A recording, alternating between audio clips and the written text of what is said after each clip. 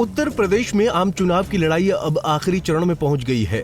इस चरण के रण को जीतने के लिए सियासी दल प्रचार में अपनी पूरी ताकत झोंक रहे हैं, जिसके चलते पूर्वांचल में चुनावी संग्राम अपने चरम पर है।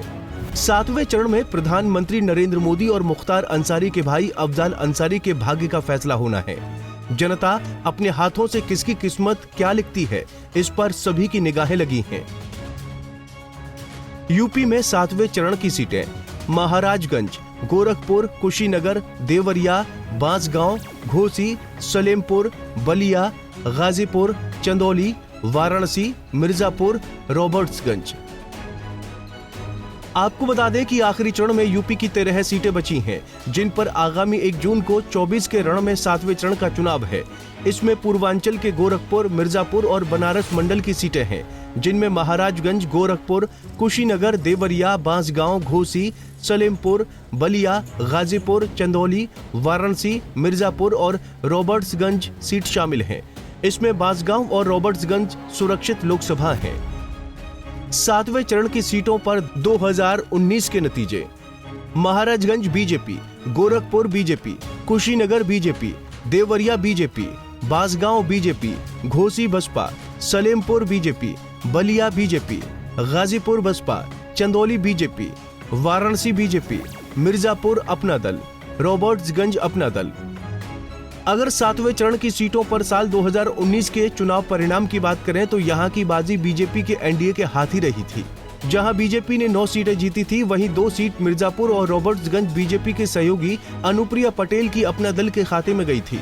इस हिसाब से एनडीए को कुल 11 सीटें मिली थीं, जबकि 2 सीटों घोसी और गाजीपुर पर बसपा का हाथी मस्त चाल चला था।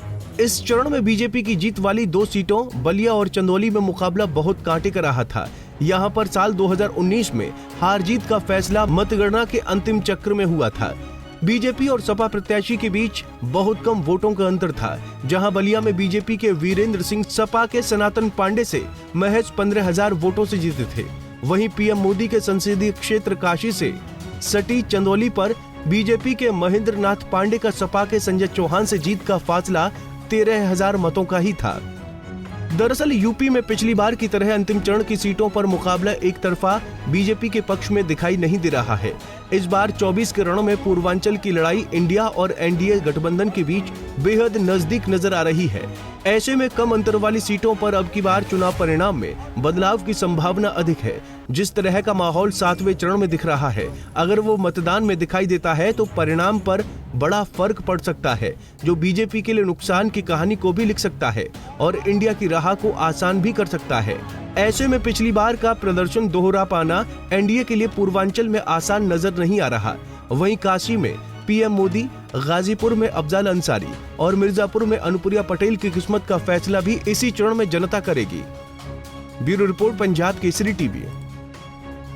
हमसे जुड़े रहने के लिए हमारे YouTube चैनल को सब्सक्राइब करें और नई वीडियो की नोटिफिकेशन के लिए बेल आइकॉन को दबाएं।